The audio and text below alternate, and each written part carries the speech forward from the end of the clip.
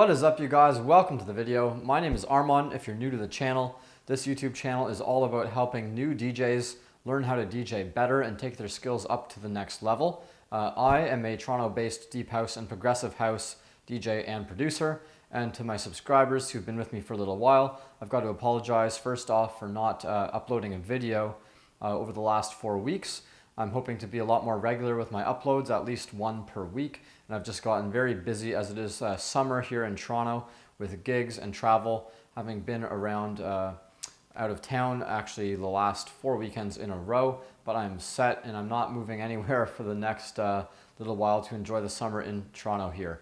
And as well, I was busy with my first ever new car purchase, so that's exciting. I don't know if there's any car buffs in the channel, but while this car is nothing too crazy, it is a pretty fast car. It's my first time buying a new car, and I've been a performance car enthusiast my entire life, so it's pretty exciting. Been driving it a lot, getting through the break-in mileage, and that's done now, so I can really let it open up and stretch its legs. If there's any car lovers out there who are also DJs, let me know, and I will maybe do a little car video at some point. So, getting to today's video, the tutorial here is all about using the pitch faders on the turntables to do your beat matching. I did mention this very briefly in my basics video on how to beat match, but I'm going to do a little bit more in-depth coverage now about when it's an appropriate time to use your pitch faders to beat match instead of using the jog wheel, which is obviously the more common way when you're beat matching on CDJ or CDJ style turntables. Actually, these skills also translate to a vinyl players. Like if you're using real records, like Technics 1200s is the gold standard for most DJs. You can use this trick for vinyls as well. So in a nutshell, the reason that this can be useful is when you are trying to beat match, if you are playing a song that has A, vocals, or B, some lasting melodies, like longer lingering notes that have a tone, you will notice that when you advance the jog wheel, if you do it too aggressively, you're going to hear the music speed up actually. And that's because intonation is impacted to the human ear by the speed of the music. So if you slow down the music, say you take a track down from 120 beats per minute all the way down to 105 beats per minute, the song is going to actually detune, and it's going to sound, as it's perceived by your ears, to be in a lower notes or a lower key. Conversely, when you speed up the pitch to really fast, it sounds like the music is being played faster, right? Just like when you fast forward a video on an old VCR and the people start chattering like cartoon characters, right? Like they're in Mickey Mouse or something like this. That's actually the reason for it.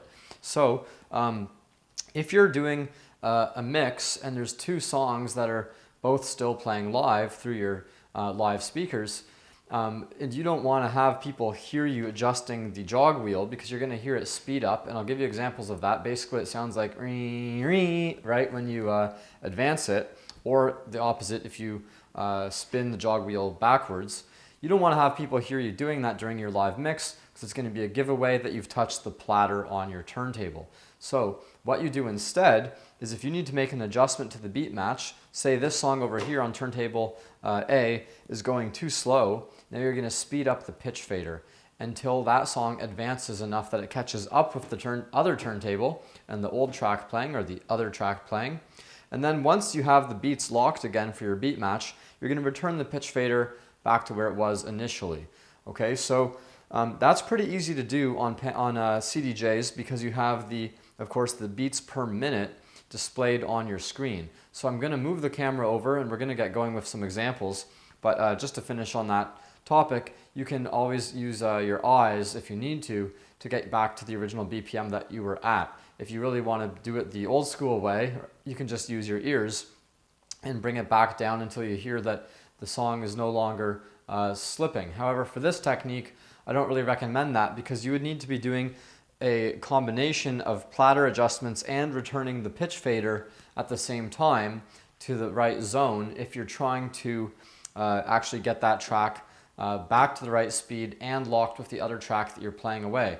And so you need to be able to, the whole point of this technique is to avoid moving the platter so that you don't hear the music speed up or slow down, right? So For that reason, it doesn't really make sense. So if you have CDJs, just cheat, just use the screen. You'll get back to the number faster. You'll be able to complete the mix faster, tighter, and get on to doing other things like finding the next song or perhaps working the crowd a little bit. All right. Okay guys, so the track I'm going to be playing over on this deck is a great track, really nice tune, and it has a lot of melodies in it, and so you'll hear that when I adjust the jog wheel, you're going to hear the track speed up. The track is Duchess by Lane 8 and Cayenne.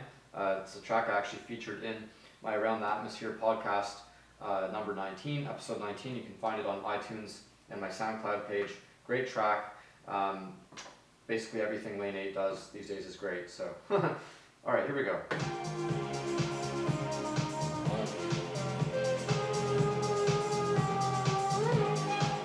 Now you see how extreme that is?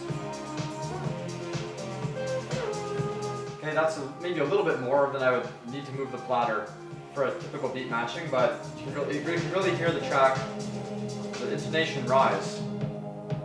Now there's less melody, more just beats, but still you hear it. And if I go backwards, okay, back to where there's more melodies.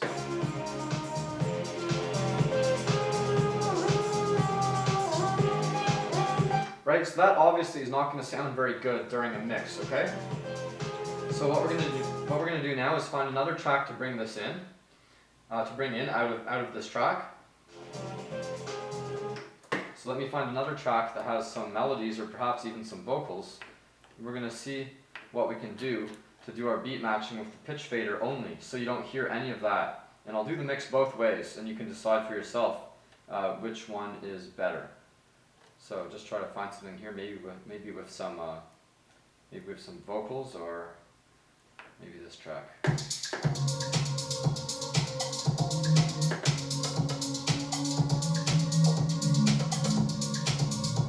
Okay, no vocals, but lots of melodies. That'll work just fine. For those who want to know, this track is Sweet Collision by Rain. Beautiful track, really down-tempo, kind of ambient sounding. This one I featured in Around the Atmosphere, episode 18. I got to give credit to Elke Klein, who he helped me discover that track in his podcast, Days Like Nights Radio. Anyway, beautiful tune. Here's how that's going to sound if we play with the platter.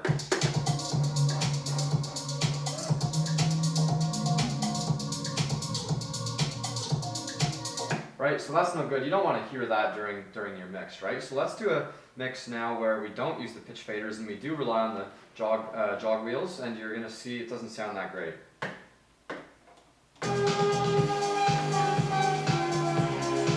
Also, this might be out of key, but that's okay.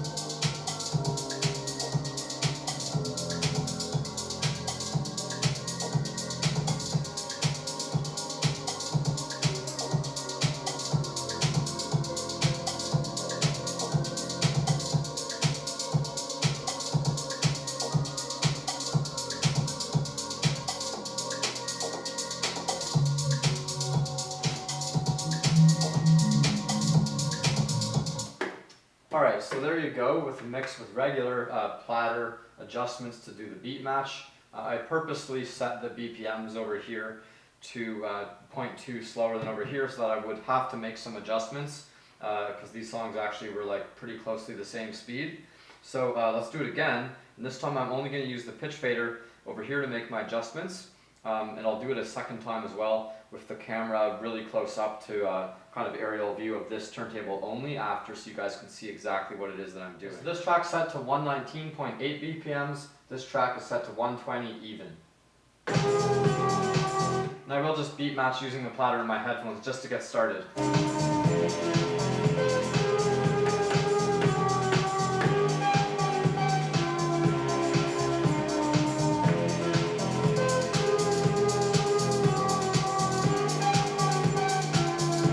Now because this track is slower, listen for it, you're going to hear it start to get out of sync. Okay, it's out of sync. I'm going to fix it with the fader only.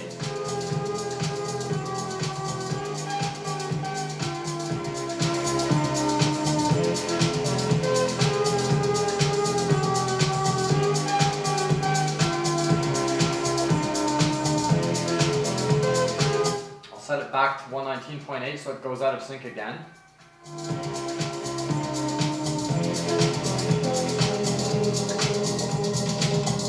Now I'll fix it again.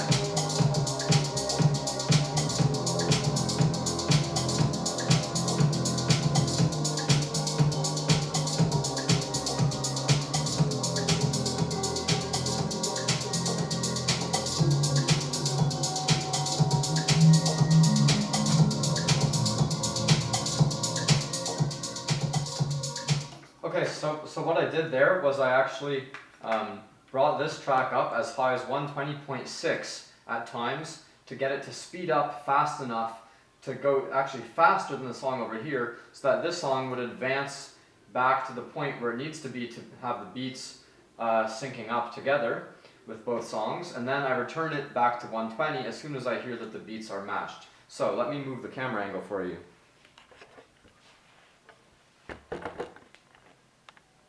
Alright, that should be good.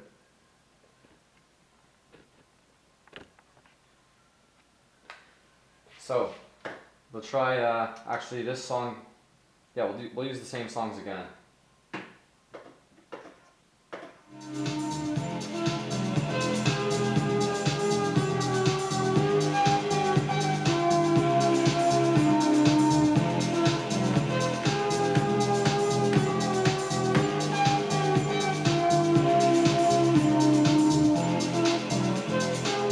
One 19.8 again.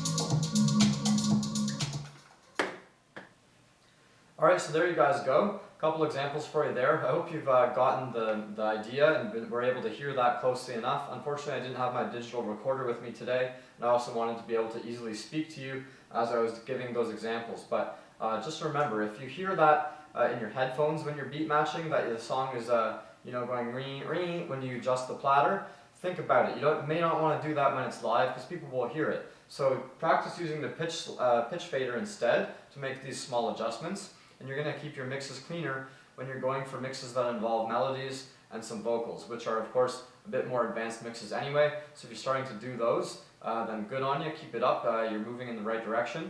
Alright guys, so practice, practice, practice. Have fun, and I'm always looking for tips or suggestions for other video tutorials to do for you guys. Anything you're having difficulty with, please let me know. When enough people ask for it, I will try to make a video for you. Alright, thanks for tuning in. Cheers.